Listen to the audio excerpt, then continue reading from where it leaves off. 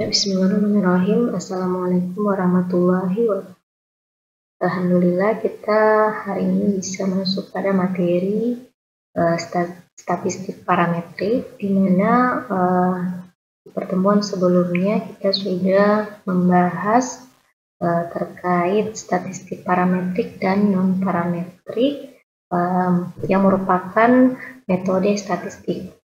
Nah, yang kita sudah bahas terkait statistik parametrik bahwa statistik parametrik merupakan salah satu metode statistik yang penggunaannya itu tergantung pada distribusi data. Nah, jadi ketika kita ingin menggunakan statistik parametrik, maka kita perlu memperhatikan bahwa data yang kita gunakan adalah data yang berdistribusi normal.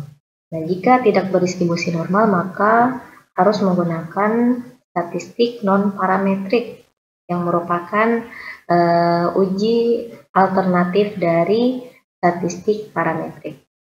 Jadi dalam kesempatan kali ini kita akan membahas jenis-jenis uji statistik dalam statistik parametrik. Jadi di sini ada 5 uji yang akan kita bahas. Yang pertama terkait uji T berpasangan, yang kedua uji T tidak berpasangan, kemudian uji ANOVA ada one way dan two way, dan terakhir adalah uji korelasi Pearson. Yang pertama uji T berpasangan. Nah, uji T berpasangan itu digunakan untuk menguji hipotesis komparatif, di mana hipotesis komparatif ini merupakan hipotesis yang mencari hubungan antara variabel menggunakan metode komparatif, metode perbandingan atau melihat perbedaan dua kelompok sampel berpasangan. Nah, kemudian uji T berpasangan ini memiliki banyak istilah ya, memiliki istilah lain atau nama lain. Yang pertama yang sering kita baca di jurnal-jurnal atau di skripsi atau di karya tulis ilmiah, kadang kita menemukan jenis ujinya yaitu paired sample t-test atau dependent sample t-test. Jadi ini merupakan nama lain dari uji T berpasangan. Jadi jangan sampai bingung ketika melihat nama atau istilah ini. Kita tidak mengatakan bahwa dia itu uji T berpasangan.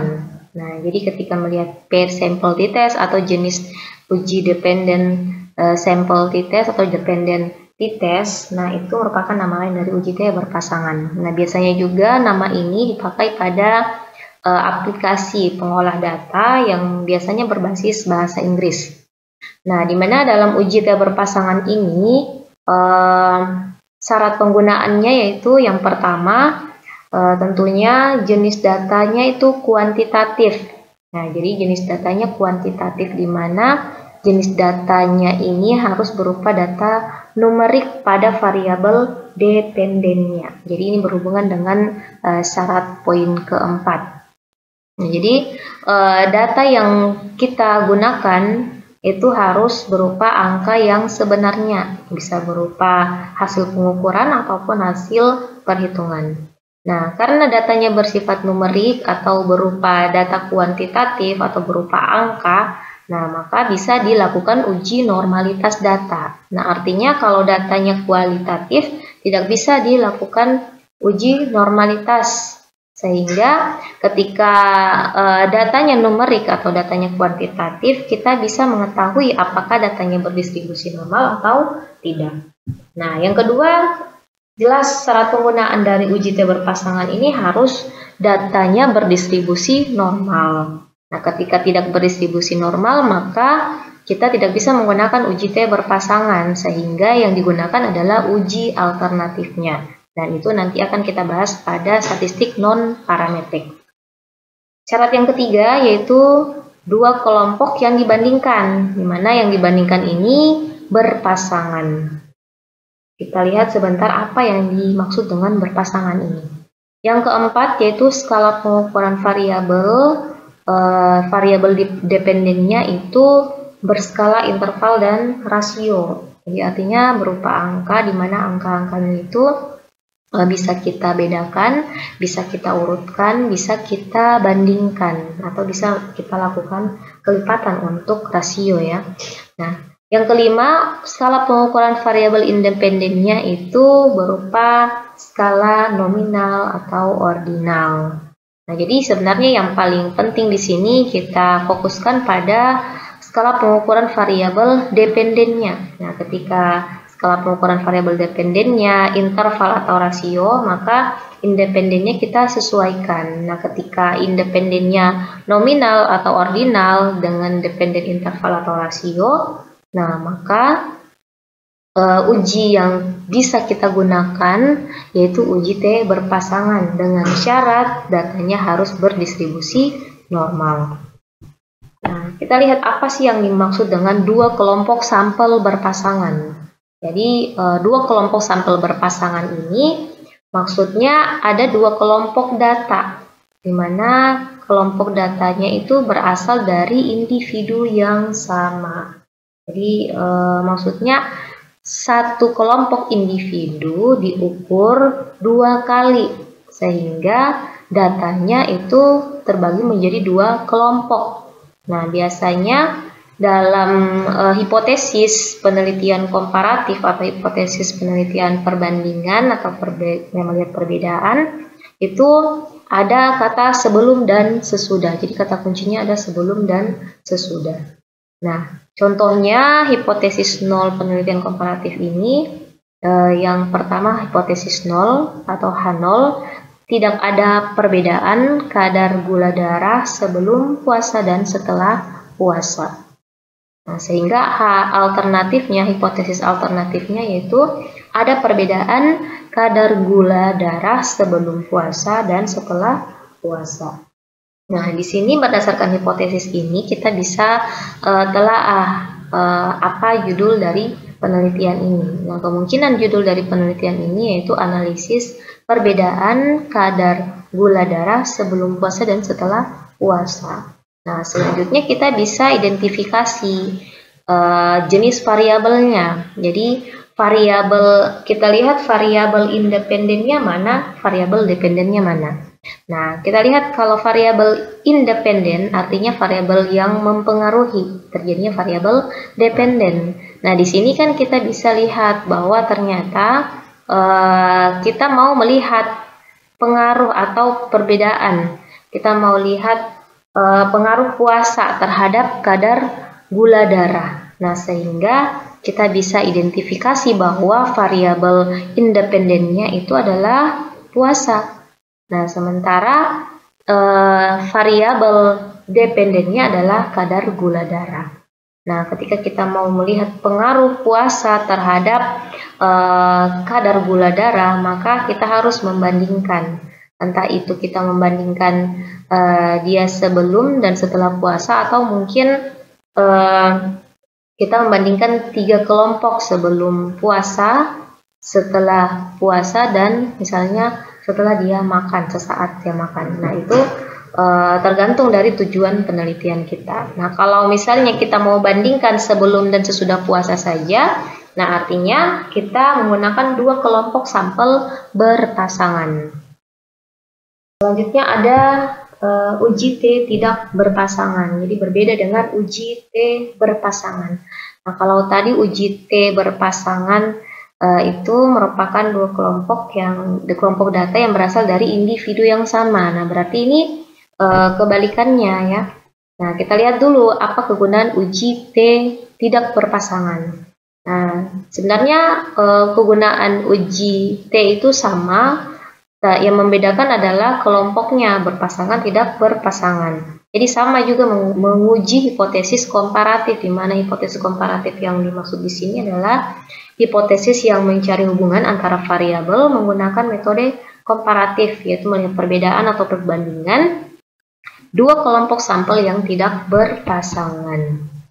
Nah, kita lihat untuk uji T tidak berpasangan ini kata lainnya atau istilah lainnya yaitu unpaired sample t-test dan independent sample t-test atau independent t-test. Jadi sama halnya dengan uji T berpasangan tadi, ada istilah lainnya sehingga ketika kita melihat di suatu aplikasi atau kita melihat di suatu karya ilmiah atau di suatu skripsi, maka kita tidak bingung bahwa ternyata ini adalah nama lain dari uji T tidak berpasangan. Jadi kebalikannya, kalau tadi uji T berpasangan paired sample t-test, nah kalau uji T tidak berpasangan unpaired sample t-test dan independent sample t-test.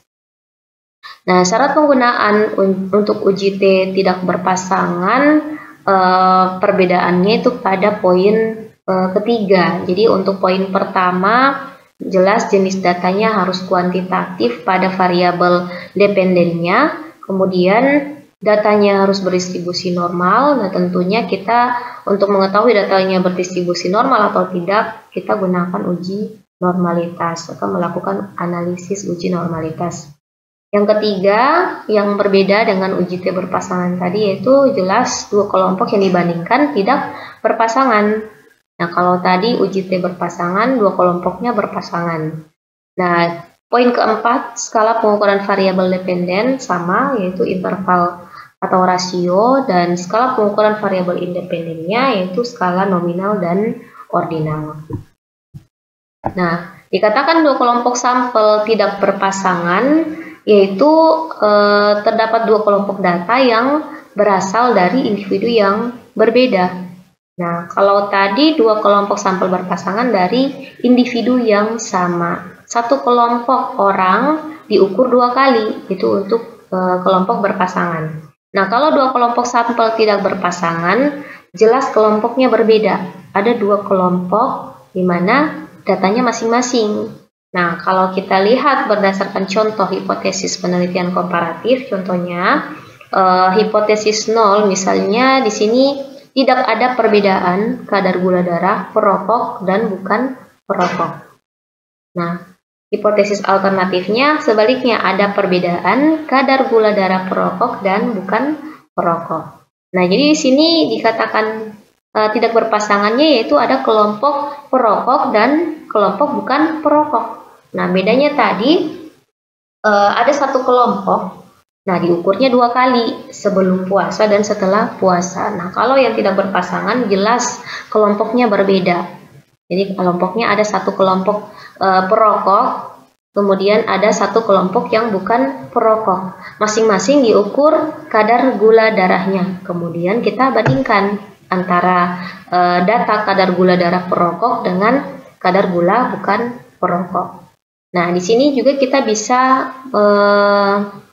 mengidentifikasi judul dari penelitian terkait hipotesis ini. Nah, kita bisa membuat judul penelitian dari hipotesis ini.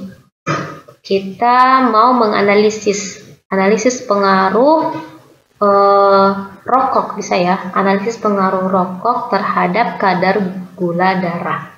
Nah, jadi ketika kita mau melihat pengaruh rokok, kita bandingkan kelompok yang perokok dengan yang bukan perokok. Jadi kita bandingkan kadar gula darah perokok dengan yang bukan perokok. Atau mungkin judulnya analisis perbedaan kadar gula darah perokok dengan bukan perokok. Nah, di sini kita bisa identifikasi variabel independennya adalah perokok atau merokok ya. Jadi kita mau melihat ada tidak pengaruh rokok terhadap kadar gula darah. Atau kita mau bandingkan ya kadar gula darah perokok dan bukan perokok. Nah, jadi konteks judul dengan hipotesisnya itu bisa kita buat berbeda. Intinya itu yang menjadi tujuan penelitian kita. Nah, ketika kita mau melihat pengaruh rokok terhadap kadar gula darah, nah maka kita lakukan perbandingan. Kita periksa kadar gula darah perokok, kemudian kita bandingkan dengan kadar gula darah yang bukan perokok. Nah, hasilnya yang bisa menunjukkan pengaruh rokok terhadap kadar gula darah. Pada analisis uji T, baik itu berpasangan maupun tidak berpasangan, nilainya menggunakan nilai yang sama ya. Jadi ada dua nilai yang bisa kita gunakan. Yang pertama itu menggunakan nilai T hitung. Nah, nilai T hitung ini dibandingkan dengan nilai T tabel. Nah, kemudian angka yang kedua yaitu atau nilai yang kedua adalah nilai probabilitas atau nilai signifikansi atau p-value. Nah, nilai ini dibandingkan dengan nilai alfa. Jadi bisa kita gunakan salah satunya. Ya. Nah, jadi ketika kita menggunakan T hitung, maka jika T hitung kurang T tabel, maka H0-nya diterima dan H alternatif ditolak, yang berarti tidak ada perbedaan antara kelompok bla bla bla dan kelompok bla bla bla.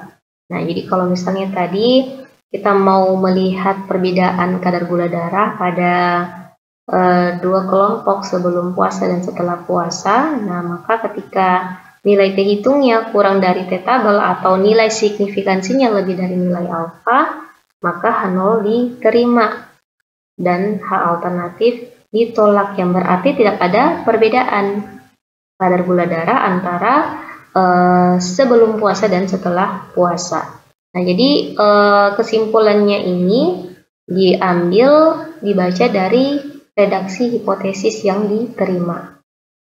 Nah, karena hipotesis 0 yang diterima, maka kesimpulannya itu tidak ada perbedaan kadar gula darah antara kelompok sebelum puasa dan setelah puasa. Nah, kebalikannya, jika T hitung lebih besar dari T tabel atau nilai signifikansi atau nilai T atau p-value kurang dari nilai alfa, maka H0 ditolak dan H alternatif diterima. Karena H alternatif yang diterima, maka kesimpulannya yaitu redaksi kalimat dari hipotesis alternatif, yaitu ada perbedaan kadar gula darah antara sebelum puasa dan setelah puasa. Atau di hipotesis uji T tidak berpasangan, yaitu ada perbedaan kadar gula darah antara perokok dan bukan perokok. Nah, untuk analisis ujinya nanti bisa dilihat di video tutorial ya. Nah, kemudian diuji ANOVA one way. Nah, ini uji yang ketiga pada uji parametrik. Nah, jadi uji ANOVA one way ini sebenarnya sama ya dengan two way, sama dengan uji T ya. Nah, bedanya kalau uji T itu dua kelompok kita bandingkan. Nah, kalau uji ANOVA, nah lebih dari dua kelompok. Nah, kita lihat dulu syarat penggunaan dari uji ANOVA one way. Nah, perbedaannya itu antara uji T berpasangan, tidak berpasangan, ANOVA one way dengan two way itu perbedaannya terletak pada poin ketiga, yaitu kelompok yang dibandingkan. Ya, kelompok yang dibandingkan. Nah, kalau uji one way ANOVA mirip dengan uji T tidak berpasangan ya. Jadi uji T tidak berpasangan. Nah, jadi kalau uji T tidak berpasangan dua kelompok yang dibandingkan. Nah, kalau uji T kalau uji ANOVA one way ini ada tiga kelompok tidak berpasangan, lebih dari dua kelompok ya, entah 3, 4, 5 dan seterusnya yang tidak berpasangan. Nah, jadi di sini syarat penggunaannya sama. Yang pertama, jenis data kuantitatif pada variabel dependen. Yang kedua, data harus berdistribusi normal. Yang ketiga, lebih dari dua kelompok yang dibandingkan tidak berpasangan. Artinya, mulai dari 3, 4, 5, dan seterusnya. Intinya lebih dari dua kelompok dan tidak berpasangan. Yang keempat, skala pengukuran variabel dependennya jelas harus interval atau rasio, dan skala pengukuran independennya nominal dan ordinal. Nah, kegunaan uji ANOVA one way. Nah, di sini sama ya, menguji hipotesis komparatif. Jadi hipotesis komparatif yaitu hipotesis yang mencari hubungan antara variabel menggunakan metode komparatif, yaitu perbedaan atau perbandingan, di mana yang dibandingkan adalah lebih dari dua kelompok sampel tidak berpasangan. Nah, jadi ini lebih dari dua kelompok sampel tidak berpasangan. Nah, apa yang dimaksud dengan lebih dari dua kelompok sampel tidak berpasangan? Nah, artinya terdapat lebih dari dua kelompok, mulai dari 3, 4, 5, dan seterusnya. Intinya bukan dua. Nah, kalau dua berarti menggunakan uji T. Nah, dilihat kalau dia berpasangan berarti uji T berpasangan. Kalau tidak berpasangan berarti uji T tidak berpasangan. Nah, kalau uji ANOVA one way, ada lebih dari dua kelompok, ada 3 kelompok kah atau lebih yang kita mau bandingkan datanya. Jadi terdapat lebih dari dua kelompok data yang berasal dari individu yang berbeda. Nah, contohnya, contoh hipotesis penelitian komparatif yaitu hipotesis nolnya, redaksi kalimatnya itu tidak ada perbedaan kadar gula darah antara dewasa, remaja, dan anak-anak. Nah, artinya di sini ada 3 kelompok yang kita mau bandingkan, yaitu antara umur dewasa, usia remaja, atau usia anak-anak. Berarti ada 3 kelompok. Nah, ketika ada 3 kelompok yang kita mau bandingkan kelompok datanya, dan di mana data yang kita mau bandingkan adalah kadar gula darah yang berupa data numerik, nah maka kita menggunakan uji one way ANOVA dan tentunya harus berdistribusi normal. Nah, hipotesis alternatifnya ya sebaliknya, yaitu ada perbedaan kadar gula darah antara dewasa, remaja, dan anak-anak.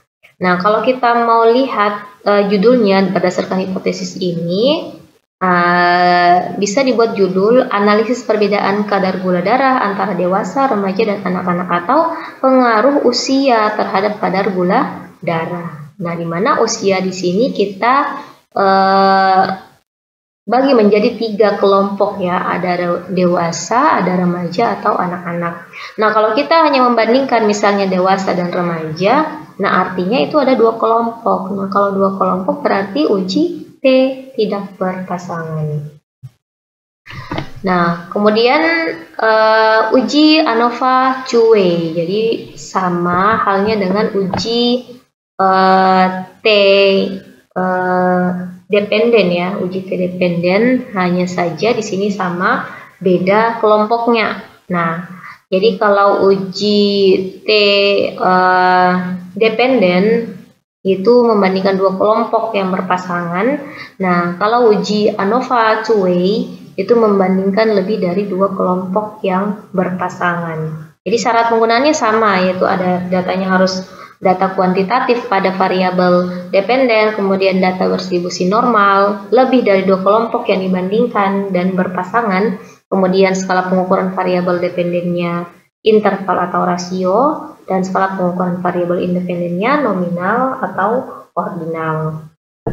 Nah, uji one way ANOVA ini digunakan untuk menguji hipotesis komparatif. Nah, di mana melihat hubungan antara variabel menggunakan metode komparatif, entah itu perbedaan atau perbandingan lebih dari 2 kelompok sampel berpasangan. Nah, ya, jadi lebih dari 2 kelompok sampel berpasangan itu terdapat lebih dari 2 kelompok data yang berasal dari individu yang sama. Jadi ada 3 atau lebih kelompok yang kita bandingkan, dan kelompok data yang kita bandingkan di mana data itu berasal dari individu yang sama.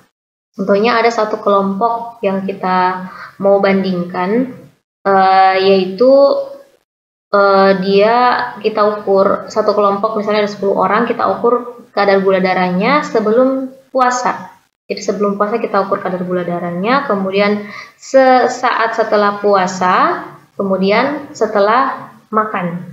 Jadi ada sebelum puasa, sesaat setelah puasa, dan setelah makan. Kita ukur kadar gula darahnya. Kita mau bandingkan, ada tidak perbedaan kadar gula darah sebelum puasa, sesaat setelah puasa, dan setelah makan. Jadi ada 3 kelompok. Nah, kalau tadi Kalau uji T berpasangan artinya hanya ada 2 kelompok, misalnya sebelum puasa dan setelah puasa.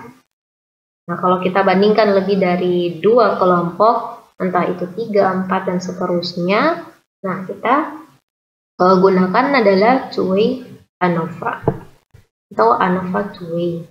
Nah, alternatifnya ada perbedaan kadar gula darah antara sebelum puasa, sesaat setelah puasa, dan setelah makan.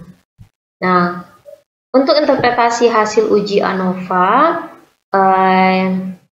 menggunakan F-hitung ya, menggunakan F-hitung dan nilai signifikansi atau nilai p-value. Nah, jadi kalau kita menghitung secara manual atau dalam menggunakan aplikasi, kalau menghitung manual yang bisa kita dapatkan hanya F-hitung, tapi kalau menggunakan aplikasi bukan hanya F-hitungnya saja, tapi kita bisa mendapatkan nilai P atau p-value-nya.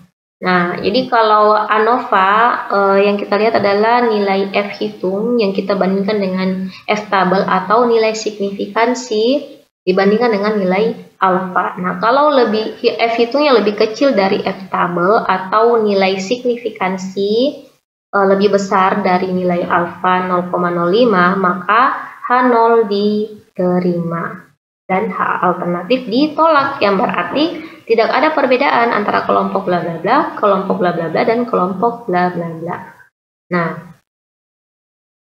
sebaliknya jika F-hitung lebih besar dari F-tabel atau nilai signifikansi lebih kecil dari nilai alfa, maka H0 ditolak dan H alternatif diterima, yang berarti ada perbedaan bla bla bla antara kelompok bla bla bla, kelompok bla bla bla, dan kelompok bla bla bla. Nah, jadi itu interpretasi hasil dari uji ANOVA. Nah, kemudian kita masuk pada uji korelasi person. Nah, jadi uji korelasi person ini syarat penggunaannya itu perbedaannya ada pada variabelnya ya, skala pengukuran variabel. Nah, kalau uji korelasi person, syarat penggunaannya itu jenis datanya kuantitatif. Jadi jenis datanya kuantitatif dan datanya jelas harus berdistribusi normal. Yang ketiga, skala pengukuran variabel independennya itu sama ya dengan skala pengukuran variabel dependennya, yaitu interval atau rasio. Nah, jelas berupa numerik atau berupa angka. Nah, kegunaan uji korelasi person ini untuk menguji hipotesis korelasi atau asosiasi. Jadi bukan hanya melihat korelasinya saja, ada tidaknya korelasinya, tapi juga kita bisa melihat kekuatan korelasinya atau kekuatan hubungannya, atau kita melihat kekuatan seberapa besar kontribusinya. Nah, jadi kalau hipotesis korelasi ini hipotesis yang mencari hubungan antara variabel menggunakan metode korelasi atau metode hubungan atau melihat asosiasi antara dua variabel. Nah, contoh hipotesis penelitian korelasi itu H0-nya yaitu tidak ada korelasi frekuensi minum minuman beralkohol dengan perubahan kadar hematologi. Nah, di sini kita bisa lihat bahwa variabel independennya yaitu minum minuman beralkohol, di mana yang kita mau lihat adalah frekuensi minumnya. Nah, kita mau hubungkan dengan perubahan kadar hematologi. Nah, kalau frekuensi minum minuman beralkohol itu adalah datanya berupa data kuantitatif ya, atau skala pengukurannya rasio ya. Nah, kalau perubahan kadar hematologi sama juga, jadi datanya kuantitatif dan kadar hematologinya itu juga rasio. Nah, alternatifnya ya kebalikannya, ada korelasi frekuensi minum minuman beralkohol dengan perubahan kadar hematologi. Nah, jadi ketika variabel independennya interval atau rasio dan variabel dependennya interval dan rasio, nah kemungkinan bisa menggunakan korelasi ya, uji korelasi person. Nah, jadi kalau uji korelasi person, datanya kuantitatif dan jelas harus berdistribusi normal. Nah, untuk interpretasi hasil, nah biasanya yang dipakai itu nilai signifikansi dibandingkan dengan nilai alfa. Nah, sebenarnya bisa juga ada hasil kalau korelasi biasanya juga didapatkan hasilnya adalah uji nilai T ya. Yang biasa digunakan adalah nilai signifikansi yang dibandingkan dengan nilai alfa. Jadi nilai signifikansi di sini sama halnya seperti tadi nilai P atau nilai probabilitas atau P value yang dibandingkan dengan nilai alfa yaitu 0,05. Maka H0 diterima dan H alternatif ditolak. Yang berarti tidak ada korelasi atau hubungan antara variabel independen dan variabel dependen atau antara dua variabel. Nah, kalau nilai signifikansi kurang dari nilai alfa, maka H0 ditolak dan H alternatif diterima. Yang berarti ada korelasi atau hubungan antara bla bla bla dan bla bla bla. Nah, jadi sebenarnya dalam uji korelasi ini biasanya dilanjutkan dengan uji regresi. Nah, uji regresi linear sederhana di mana yang penggunaannya itu untuk memprediksi kadar sesuai berdasarkan kadar yang lain atau nilai yang lain. Contohnya yang kita mau lihat tadi frekuensi minum minuman beralkohol korelasinya dengan perubahan kadar hematologi. Nah, kalau kita mau memprediksi berdasarkan frekuensi minum minuman beralkohol terhadap perubahan kadar, nah maka kita bisa lanjutkan dengan uji regresi linear sederhana. Nah, syaratnya ya harus ada korelasi dulu. Nah, ketika ada korelasi, ya maka bisa dilanjutkan ke regresi. Tapi kalau hasilnya tidak ada korelasi, maka tidak bisa kita lanjutkan ke uji regresi. Nah, di sini juga di uji korelasi person ini bukan hanya kita melihat korelasi, asosiasi atau hubungannya saja, tapi kita bisa mengetahui seberapa besar kekuatan hubungannya atau seberapa besar kekuatan korelasinya atau seberapa besar kontribusi variabel misalnya frekuensi minum minuman beralkohol terhadap perubahan kadar hematologi. Nah, yang dilihat adalah nilai R-nya. Nah, jadi dilihat kekuatan hubungannya atau kekuatan korelasinya. Jika ada korelasi, artinya hasil yang interpretasi hasil tadi itu menyatakan H alternatif diterima atau H0-nya ditolak ya. Jadi ketika H0-nya ditolak dan jelas H alternatif diterima, berarti ada korelasi. Nah, ketika ada korelasi, maka kita bisa melihat kekuatan hubungannya. Kita melanjutkan melihat seberapa besar kekuatan hubungannya. Nah, kalau tidak ada korelasi, tidak perlu dilihat kekuatan hubungannya. Nah, jadi nilai R ini menunjukkan nilai kekuatan korelasi. Nah, di mana ada 5 kategori berdasarkan nilai R. Nah, jadi nilai R itu rentangnya dari 0 sampai 1. Jadi antara 0 sampai 1. Jika nilai R 0,0 sampai kurang dari 0,2, nah, itu berarti masuk dalam kategori sangat lemah. Jadi kekuatan korelasinya sangat lemah. Kemudian jika 0,2 sampai kurang dari 0,4, nah berarti masuk dalam kategori lemah. Ya, 0,4 sampai kurang dari 0,6 berarti masuk dalam kategori sedang. 0,6 sampai kurang dari 0,8 masuk kategori kuat, dan 0,8 sampai 1,00 masuk dalam kategori sangat kuat. Nah, jadi mulai dari kategori sangat lemah sampai sangat kuat.